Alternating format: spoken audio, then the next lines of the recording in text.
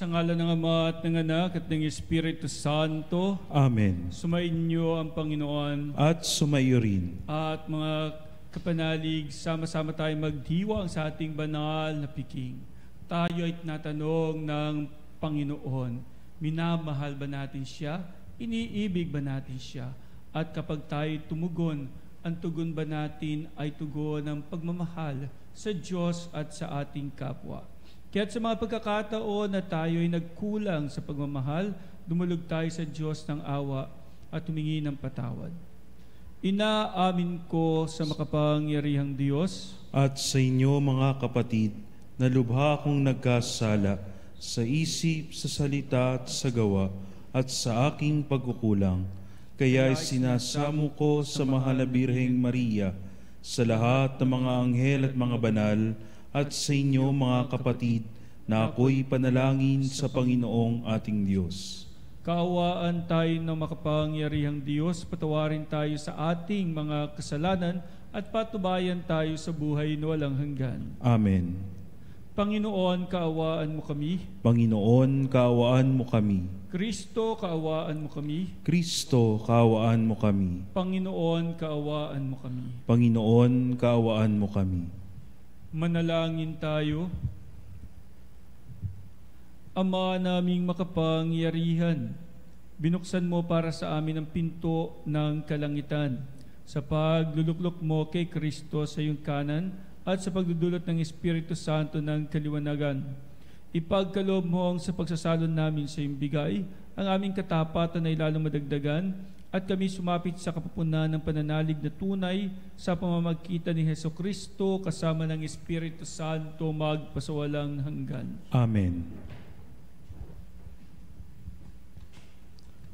Ang salita ng Diyos mula sa mga gawa ng mga apostol. Noong mga araw na iyon, dumating sa Cesarea si Haring Agripa at si Bernice upang bumati kay Festo. Nang matagal-tagal na sila roon, inilahad ni Festo sa hari ang tungkol kay Pablo. Si Felix ay may iniwan ditong isang bilanggo, wika niya. Nang ako'y nasa Jerusalem, isinakdal siya sa akin ng mga punong saserdote at ng matatanda ng mga Hudyo, at hininging parusahan siya.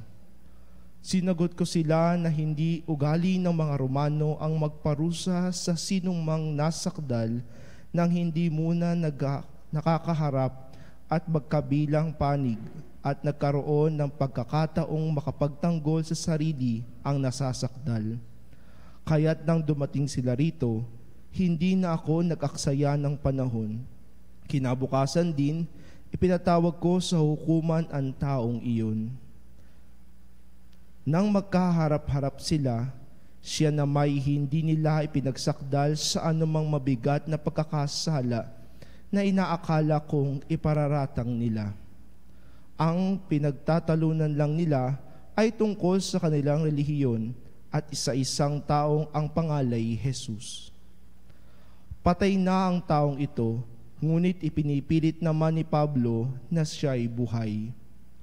Hindi ko malaman kung ano ang gagawin sa bagay na ito, kaya tinanong ko siya kung ibig niyang sa Jerusalem siya litisin.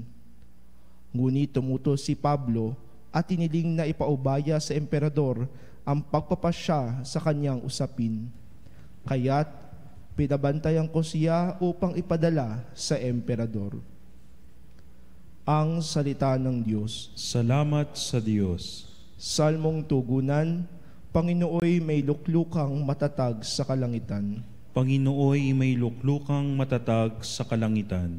Panginooy papurihan, purihin mo kaluluwa. Ang pangalan niyang banal, purihin mo sa tuwina. Ikaw, aking kaluluwa, ang Diyos ay papurihan, at huwag mong lilimutin yaong kanyang kabutihan. Tugon. Panginooy may luklukang matatag sa kalangitan. Ang agwat ng lupa't langit, sukatin may hindi kaya. Gayon ang pag-ibig ng Diyos sa may takot sa Kanya. Ang silangan at kanluran kung gaano ang distansya, gayon-gayon ang pagtingin sa sinumang nagkasala. Tugon. Panginooy may luklukang matatag sa kalangitan. Ang poon nga ang nagtayo ng trono sa kalangitan, mula doon sa nilikhay magaharing walang hanggan. O purihin ninyo siya, kayong mga anghel ng Diyos, kayong mga nakikinig at sa Kanya'y sumusunod. Tugon. Panginooy may luklukang matatag sa kalangitan.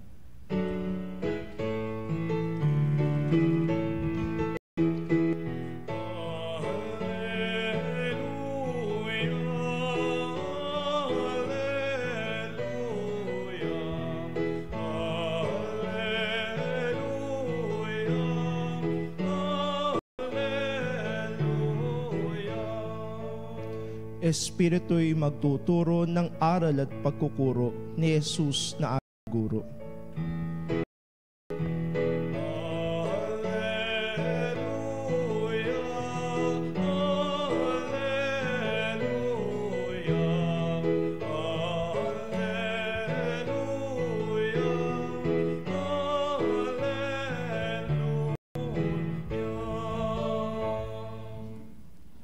Sumainyo ang Panginoon At sumayo rin. ang mabuting balita ng Panginoon ayon kay San Juan. Papuri sa iyo, Panginoon. Nang muling napakita si Jesus sa mga alagad niya at nang makakain sila, tinanong ni Jesus si Simon Pedro, Simon, anak ni Juan, iniibig mo ba ako ng higit kaysa mga ito? Opo, Panginoon. Nalalaman ninyong iniibig ko kayo. Tugon niya. Sinabi sa kanya ni Jesus, pakanin mo ang aking mga batang tupa. Muli siyang tinanong ni Jesus, Simon, anak ni Juan, iniibig mo ba ako? Sumagot si Pedro, Opo, Panginoon, nalalaman ninyong iniibig ko kayo. Ani Jesus, pangalagaan mo ang aking mga tupa. Pangatlong ulit na tinanong siya ni Jesus, Simon, anak ni Juan, iniibig mo ba ako? Nalungkot si Pedro sapagkat makaitlo siyang tinanong, iniibig mo ba ako? At sumagot siya, Panginoon, nalalaman po ninyo ang lahat ng bagay. Nalalaman ninyong iniibig ko kayo. Sinabi sa kanya ni Jesus, pakanin mo ang aking mga tupa. Tandaan mo, noong kabataan mo pa, ikaw ang nagbibihis sa iyong sarili at lumalakad ka kung saan mo ibig. Ngunit pagtanda mo, iuunat mo ang iyong mga kamay at iba ang magbibihis sa iyo at dadalhin ka kung saan hindi mo ibig. Sinabi niya ito upang ipakilala kung paano mamamatay si Pedro at sa gaya'y mapararangalan niya ang Diyos. Pagkatapos sinabi sa kanya ni Jesus, sumunod ka sa akin. Ang mabuting balita ng Panginoon. Pinupuri ka namin, Panginoong Hesukristo. At mga kapanalig, sa ating Ebanghelyo ngayon ay 3 beses inulit ang katanungang, iniibig mo ba ako? At si Simon Pedro ay paulit-ulit na sumagot. Bagamat yung pangatlo, nakaramdam siya ng lungkot sapagkat makatatlo siyang tinanong. Nagkakaroon ba siya ng feeling na, Lord, di ka ba naniniwalang iniibig kita?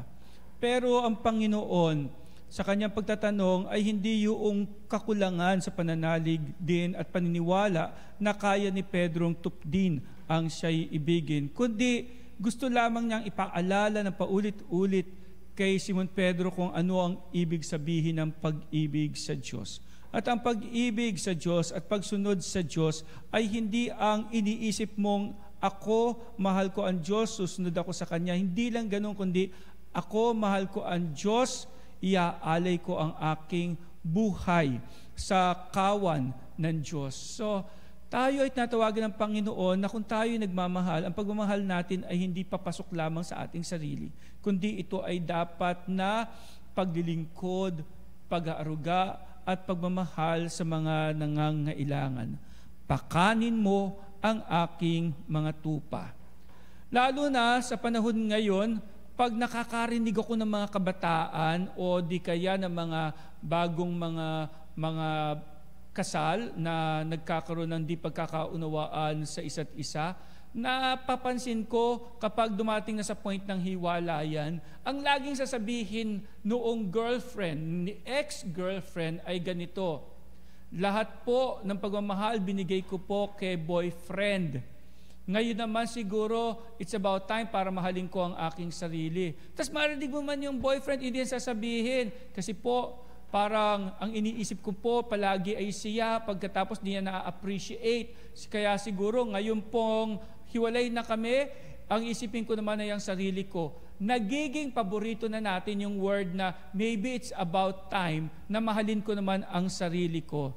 So ang tanong ko ay ito, bakit kapag nag-e-end yung relationships, ang laging sinasagot ngayon ng mga naghiwalay ay noong kami magkasama, iniisip ko palagi siya.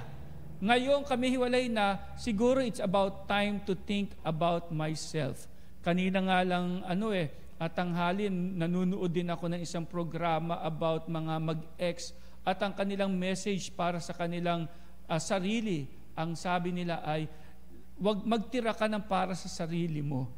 Isipin mo rin naman ang sarili mo, hindi yung palaging iniisip mo yung iba. Pero nagtataka ako doon sa sagot na yun Kasi hindi kaya na ang totoo niyan, ang iniisip mo din during that time ay hindi yung iba kundi yung sa sarili mo. Kasi kapag sinabi halimbawa ng isang misis, naalala ko to, sinabi sa akin ng isang misis na, Father, 3 taon na po akong hiwalay sa mister ko. Tinanong ko naman siya, masaya ka naman ba? Opo, kasi po, it's about time na isipin ko naman yung sarili ko, Father. Di ba dapat mahalin ko din naman yung sarili ko? Hindi yung parang napabayaan ko ang sarili ko. So you mean, noong hindi pa kayo naghihiwalay, sa tingin mo, hindi mo iniisip ang sarili mo? Opo. Ayan ang sabi niya. Ngayon, dahil kakilala ko naman yung kanyang mister at hindi na ay madalas na simbahan, sinabi ko sa kanya na, yung mister mo din, inang iniisip na it's about time, isipin naman niya ang sarili niya. Ba't niya iisipin yun? Lagi nga siya iniisip ko Sabing ganun. Kasi, sabi ko, paano ba siya iniisip? Aba, Father, iniisip ko palagi siya. Halimbawa, ginabi na siya, tatawagan ko siya, kailan ka uuwi? Gusto ko makauwi ka maaga. Bakit ganitong oras ka na? Pagkatapos, kapag hindi siya sumbay sa akin, ba't di ka sumbay sa pagkain? Kapag nakita ko na na meron siyang lumang damit, eto binili kita ng damit, puro siya iniisip ko. At ang sabi ko sa kanya, hindi mo ba napansin na lahat ng gusto mong gawin sa kanya ay ginagawa mo dahil yun ang gusto mo? Gusto mo siyang pakainin. Gusto ko kasi siyang pakainin. Gusto ko siyang umuwi ng maaga. Gusto kong nandito na siya. Gusto ko na maayos ang kanyang damit. Gusto ko na maayos ang kanyang sapatos. Gusto ko na ganito ang gawin niya. Hindi ba ang akala mo iniisip mo siya? Pero pansinin mo, laging may salitang, kasi gusto ko. Gusto ko para sa kanya. Gusto ko na gawin niya ito. Gusto ko na dapat ganito. Gusto ko na dapat ganyan. Bakit palaging may ko?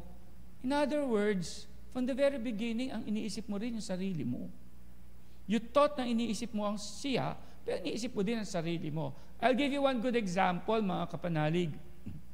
Nung bata kami, lagi kaming merong pinupuntahang restaurant, Chinese restaurant, na gustong-gusto ng tatay kung doon kami kumakain. Nung bata kami, lagi siyang o-order ng pansit canton at patatim. Nung kami ay maliliit na bata, pupunta kami doon, pansit canton at patatim. Pansit canton at patatim. Siyempre masarap yun, specialty nila yun eh. Kaya lang yung palaging yun lang kakainin mo. Siyempre magsasawa ka naman, makikita mo yung menu, ang dami-daming nakasulat doon ng mga dishes. Pagkatapos sasabihin tatay ko, pansit canton at patatim. Kaya isang araw na inaaya kaming kumain uli ng tatay ko sa labas, sabi ko sa nanay namin, Nay, kayo na lang, hindi na ako sasama. Sabi ng kuya ko, ako din, di ako sasama. Sabi ng kapatid ko ba, ako rin, di sasama. Ba't tayo sumama? Ayaw mo kumain sa labas?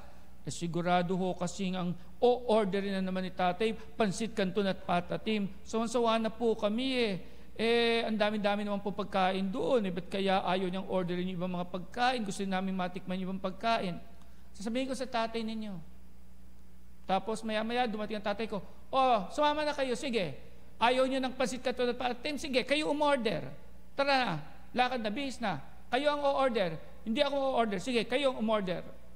Hindi siyempre tuwan-tuwa naman kami kasi kami ang o-order. Pagdating namin ngayon doon sa restaurant, sabi nung waiter, Sir, tulad din ba ng dati? Ay hindi, pa-orderin mo na yung mga anak ko. Anong gusto ninyo? Sumagot yung kuya ko, ito po ang gusto ko, lechon Macau. Nako anak, piritong baboy lang yan, puro mantika, yan ba naman kakain mo, paluto ka lang sa bahay sa nanay mo. Dito ka pa dadayo ng piniritong baboy. Ano ka ba man, anak? Sige po, wag na lang po. So magtumingin sa akin ng tatay ko, ikaw Len, anong gusto mo? Tay, gusto ko po ito, fried chicken. Fried chicken lang? Ano ka ba naman? Kayang-kayang lutuin ng nanay mo yung fried chicken. Dito ka pa dumayo ng fried chicken. Ano ka ba naman? Sumagot naman yung kapatid kong babae. Ako po, tay, ito po ang gusto ko po. Ito pong ito pong mesh shrimp na seafood na ito. Nako anak, malansa yan. Dadami tagyawat mo. Gusto mo dumami tagyawat mo? Ng kapatid ko, ito po, masarap po ito. Nako, napakatamis niyan anak, sweet and sour pork. Matamis yan. Nako, sige po, kayo na lang po umorder. Waiter, ako na lang daw ang order. Pansit canton at patatim. Nauwi din sa pansit canton at patatim. At siyempre, pag uwi namin, nakasimangot kami, sasabihin ng tatay namin, simasimangot kayo, pasalamat nga kayo, nakakain kayo ng masarap na pagkain, hindi nyo ba nagustuhan? Ang sagot lang namin, yun po ang nagustuhan nyo Hindi naman po tinanong talaga kung anong gusto namin, it's always your gusto. Sometimes, ang iniisip natin kapag tayo nagbigay, ang iniisip natin, akala natin ay yung taong binibigyan natin. Pero yung ibibigay mo at yung gusto mong ibigay, ay iyon yung gusto mo, yung gusto ko. Mga kapanalig, sa ating ebanghelyo ngayon, iyon ang nilinaw niya kay Simon Pedro. Kung tutugon ka sa akin ng opo, iniibig mo ako, hindi mo na yung sarili mo ang iisipin mo. Tandaan mo, nung kabataan mo, ikaw ang nagbibihis sa sarili mo, lumalakad ka kung saan mo ibig. Pero kapag sumunod ka sa akin, you have to follow me. At dapat kang makinig sa akin at makinig sa kawan na tumatawag sa iyo. Pakanin mo ang aking mga tupa. Kaya mga kapanalig, ang tanong ko sa inyo ngayon, lalo na yung mga nag-fail ang relationship dyan, totoo ba talaga nang iniisip mo siya? Nakinig ka ba? Napakinggan mo ba talaga yung mister mo o yung misis mo bago mo inisip na para sa iyo lahat ng iniisip ko? Huwag yung kung saan mo lang gustong pumunta at yung kung ano lang ang gusto mong marating.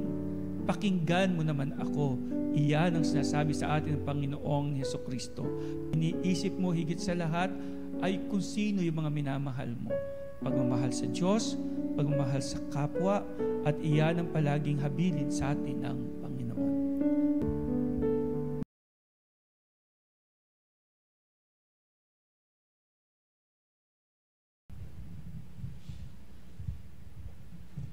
Oratio Imparata.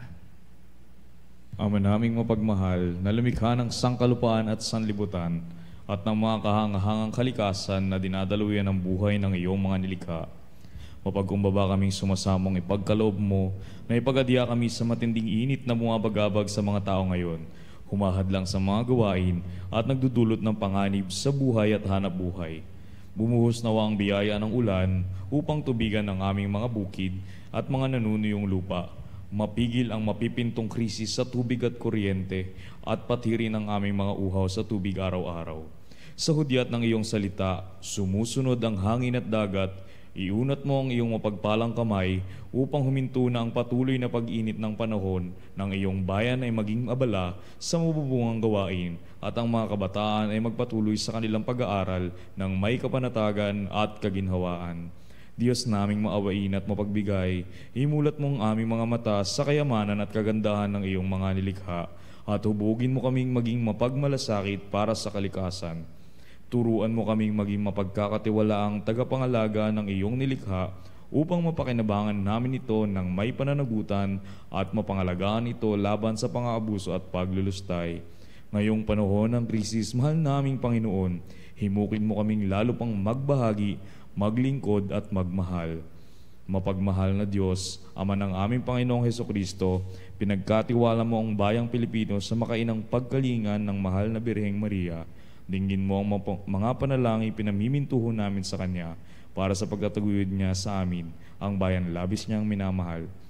Hinihiling namin ito sa pamamagitan ng aming Panginoong Hesukristo na nabubuhay at naghahari kasama mo at ng Espiritu Santo magpa sa walang hanggan. Amen. Mahal na Birhen ng Guadalupe, Ipanalangin mo kami. Santa Rosa ng Lima, Ipanalangin mo kami. San Lorenzo Ruiz, Ipanalangin mo kami. San Pedro Calungsod, Ipanalangin mo kami.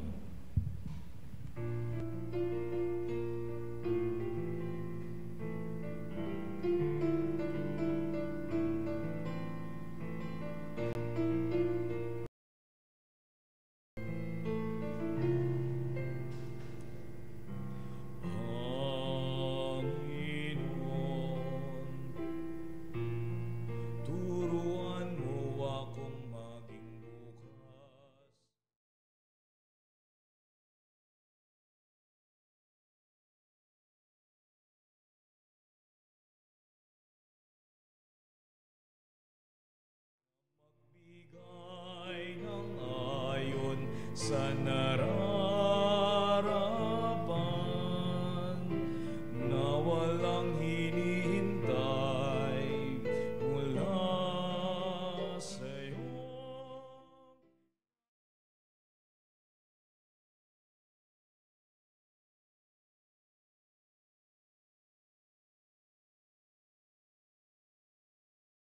Naranas sa tuwin ay magsumikap na hindi humanap ng kapalit na kainawan.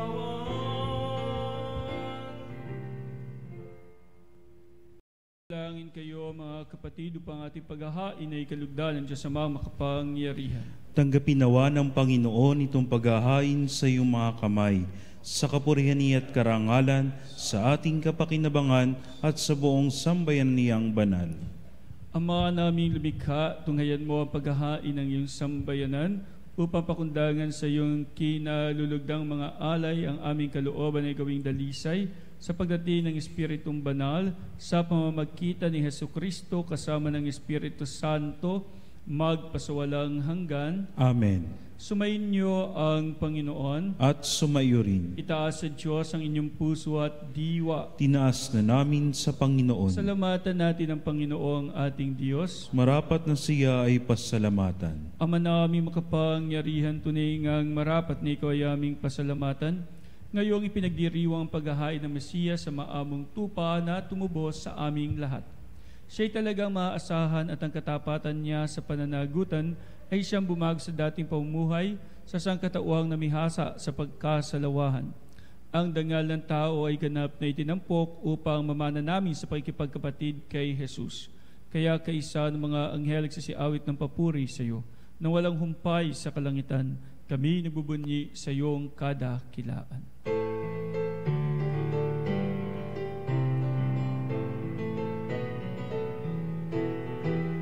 Santo, Santo, Santo, Panginoong Diyos,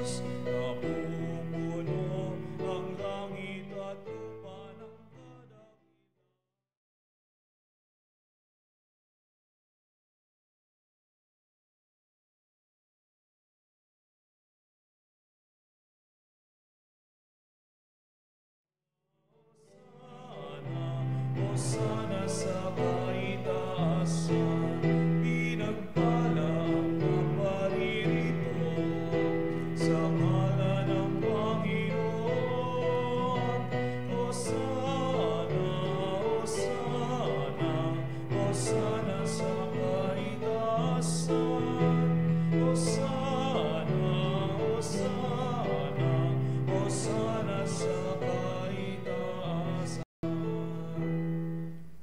Ama naming banal, ikaw ang bukal ng tanang kabanalan, kaya't sa pamamagitan ng iyong Espiritu, gawin mong banal ang kaloob na ito upang para sa amin ay maging katawan at dugo ng aming Panginoong Hesukristo. Bago niya pinagtiisan kusang loob na maging handog, hinawakan niya ang tinapay, pinasalamatan kanya, pinaghati-hati niya iyon, iniabot sa kanya mga alagad at sinabi, "Tanggapin ninyong lahat ito at kanin. Ito ang aking katawan na ihahandog para sa inyo."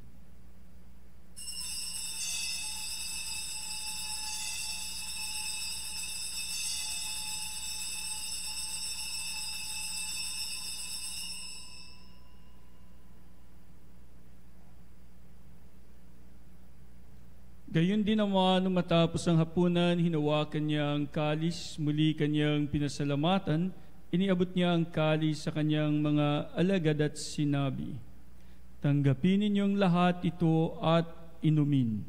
Ito ang kalis ng aking dugo, ng bago at walang hanggang tipan.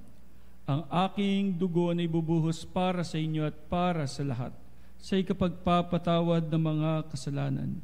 Gawin ninyo ito sa pag-alala sa akin."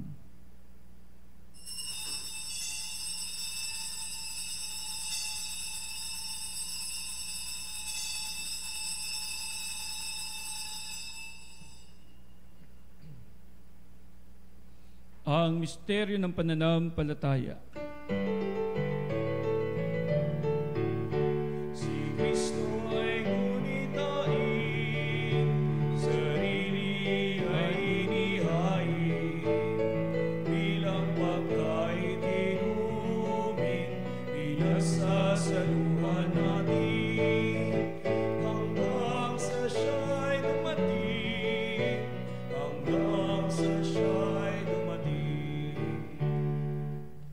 Ama, ginagawa namin ngayon ang pag-alala sa pagkamatay at muling pagkabuhay ng iyong anak, kaya tiniaalay namin sa iyo ang tinapay, nagbibigay buhay at kalis sa kakaloob ng kaligtasan. Kami nagpapasalamat dahil kami iyong minarapat at tumayo sa harap mo para maglingkod sa iyo. Isinasamo namin kami magsasalo-salo sa katawan at dugo ni Kristo'y mabuklod sa pagkakaisa sa pamamagitan ng Espiritu Santo. Ama, lingapin mo ang iyong simbahang laganap sa buong daigdig, puspusin mo kami sa pag-ibig. Kaysa ni Francisco naming Papa, ni Onesto naming Obispo at ng Tanang Kaparian. Alalahanin mo rin ang mga kapatid naming nahimlay na may pag-asang sila'y muling mabubuhay, gayon din ang lahat ng mga pumanaw. Kaawaan mo sila at patuloyin sa iyong kaliwanagan. Kaawaan mo at pagindapatin kaming lahat na makasalo sa iyong buhay na walang wakas. Kay isa ng mahal na Birheng Maria, Ina ng Diyos, ng kanyang kabiyak ng puso, si San Jose, kay isa ng mga apostol at ng lahat ng mga banal na namuhay dito sa daigdig ng kalugod-lugod sa iyo. May pagdiwang nawa namin ang pagpupuri sa ikararangal mo sa pamamagitan na iyong anak na aming Panginoong Hesukristo. Sa pamamagitan ni Kristo, kasama niya at sa Kanya ang lahat ng parangal at papuri sa iyo, Diyos Ama makapangyarihan, kasama ng Espiritu Santo magpasawalang hanggan. Amen. Amen. Amen. At bilang isang bayan ng Diyos, na tinipon sa pag-ibig, dumulog tayo sa Ama sa panalangin tinuro ng ating Panginoong Hesukristo.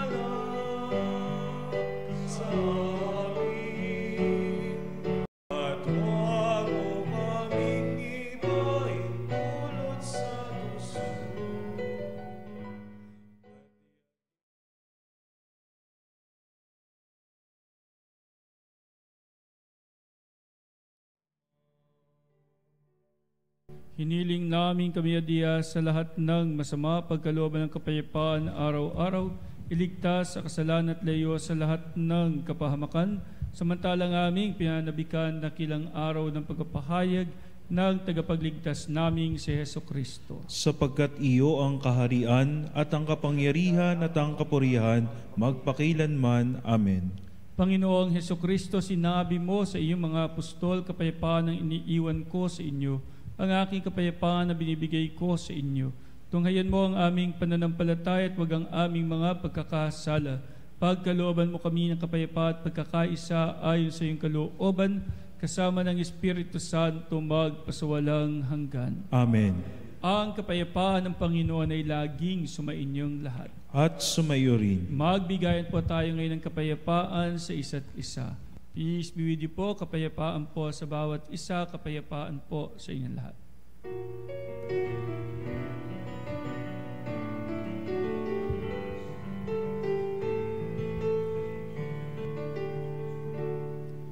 Kordero ng Diyos na nag-aalis ng mga kasalanan ng sanlibutan.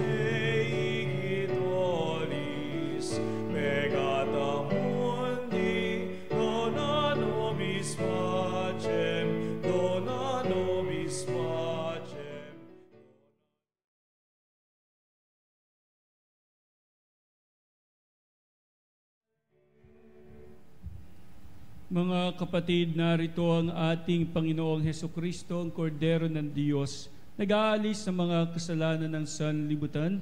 Mapapalad tayong inaanyayahan sa kanyang banal na piging. Panginoon, hindi ako karapat-dapat na magpatuloy sa iyo, ngunit sa isang salita mo lamang ay gagaling na ako.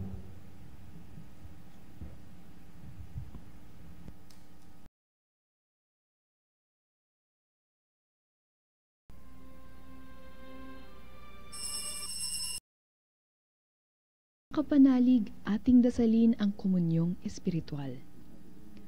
O Jesus, nananalig ako sa pananahan mo sa kabanal-banalang sakramento. Minamahal kita higit sa lahat at hangad ka ng aking kaluluwa. Hindi ko man matatanggap ngayon ang iyong katawan at dugo, inaasahan ko na patuloy kang mamumuhay sa aking puso. Naniniwala ako na narito ka at kaisa ka ng aking buong pagkatao.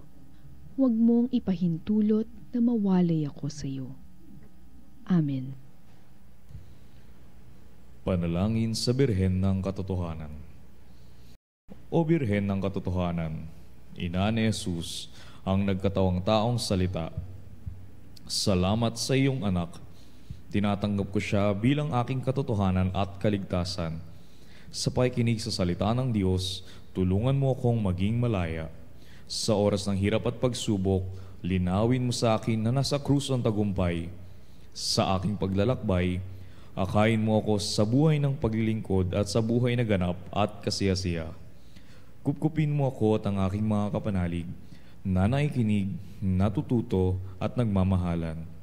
O Maria, Birhen ng Katotohanan, ipanalangin mo kami. O Jesus, ikaw ang daan, ikaw ang katotohanan, at ikaw ang buhay, iligtas mo kami. Amen. Manalangin tayo. Ama naming mapagmahal, sa pagkadalisay mo sa amin at sa pagkinabang, sa ginanap namin ngayong pagdiriwang, ipagkaloob mong ito ay maging pagsasalo sa patawad at buhay na sa aming kaloob mo. Sa pamamagitan ni Heso Kristo, kasama ng Espiritu Santo, magpasawalang hanggan. Amen. At mga sumainyo ang Panginoon, At sumayo rin. at pagpalain kayong lahat ng ating mapagmahal na Diyos Ama, at Anak at Espiritu Santo. Amen. Pumayo kayong taglay ang pagmamahal at habag ng Panginoon. Salamat sa Diyos.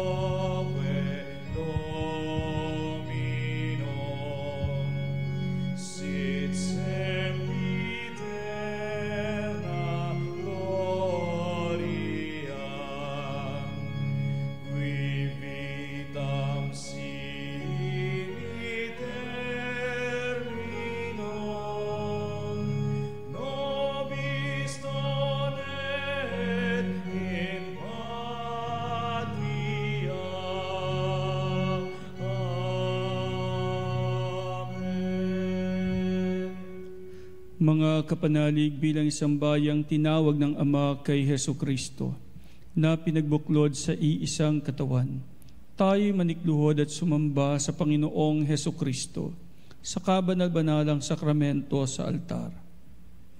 Sa sandaling ito ng pagpupuri at pagsamba sa banal na sakramento, alalahanin natin ang ating mga kapanalig na kasama natin ngayong nakikinig at nakasubaybay sa ating himpilan. Lalong higit ang ating mga may sakit at ang mga nakaratay sa banig ng karamdaman, ang mga nasa pagamutan at kanilang tahanan, at ang lahat na tanging sa Diyos lamang umaasa ng kagalingan. Gayon din ipanalangin natin ang mga nanghihina sa kanilang pananampalataya, ang mga nakararanas ng matinding kalungkutan, takot at pangamba, ang mga nawawala ng pag-asa at lakas ng loob. O Diyos, halina at kami tulungan. O Panginoon, magmadali ka sa iyong pagdamay. Papuri sa Ama at sa Anak at sa Espiritu Santo. Kapara noong una, ngayon at magpasawalang hanggan. Amen. Purihin ang makapangyarihang Ama na nagsugo sa kanyang bugtong na anak upang tayo'y maipagkasundo sa Kanya. Pinupuri ka namin ngayon at kailanman. Purihin ang Panginoong Hesukristo, ang Kordero ng Diyos, na nag-alay ng kanyang katawan at dugo bilang pagtubos sa sala ng tanan. Pinupuri ka namin ngayon at kailanman. Purihin ang banal na Espiritu, ang Panginoong nagpapabanal na pumupuspos at nagbibigay kagalingan sa lahat. Pinupuri ka namin ngayon at kailanman.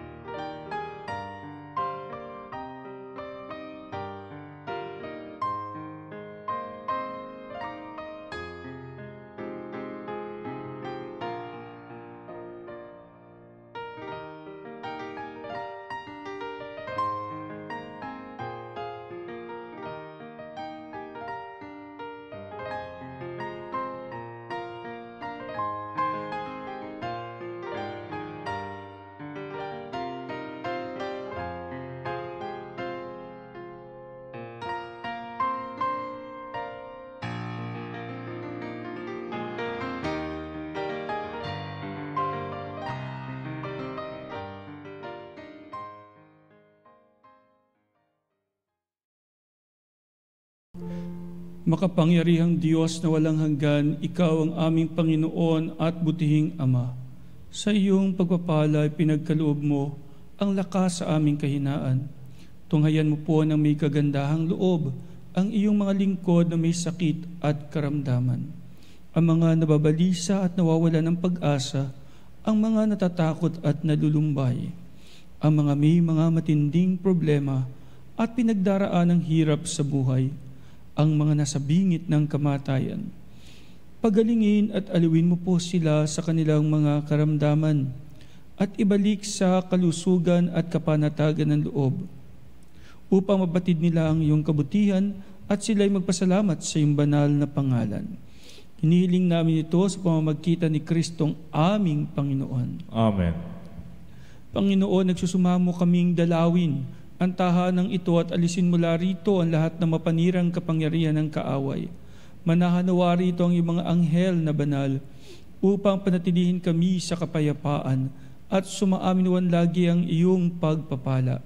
Hinihiling namin ito sa pamamagitan ni Kristong aming Panginoon. Amen. Gawaran nawa tayo ng makapangyarihang Diyos ng kapanatagan ng loob at mapayapang buhay. Amen.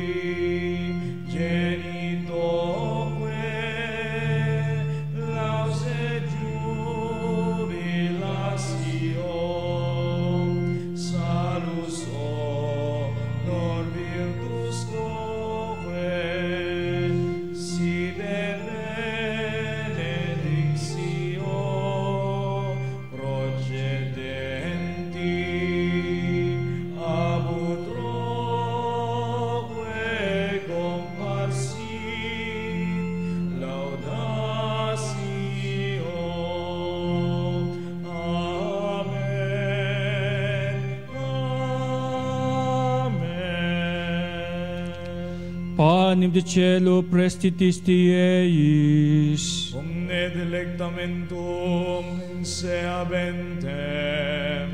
Oremus. Deus qui nobis sub sacramento mirabili, passiones tuae memoriam reliquisti, tribeque sumus, ita nos corporis et sanguinis tui sacra mysteria venerari, ut redemptiones tuae fructum nobis iudite sentiamus, qui vivis et regnas in saecula saeculorum.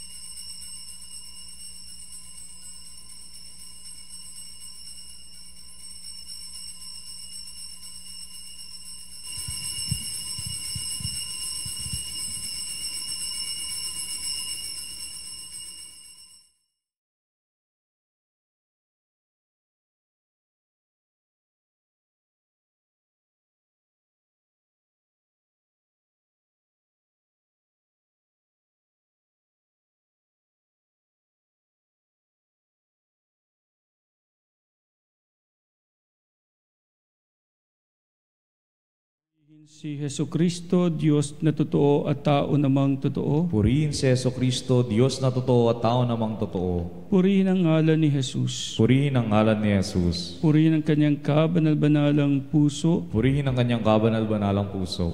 Purihin ang kanyang kamahal-mahalang dugo. Purihin ang kanyang kamal-mahalang dugo. Purihin si Hesu Kristo sa banal na sakramento sa altar. Purihin si Hesu Kristo sa banal na sakramento sa altar. Purihin ang Espiritu Santo ang mang-aaliw. Purihin ang Espiritu Santo ang mga aliw. Purihin dakilang ina ng Diyos, si Maria Santissima. Purihin ang dakilang ina ng Diyos, si Maria Santissima.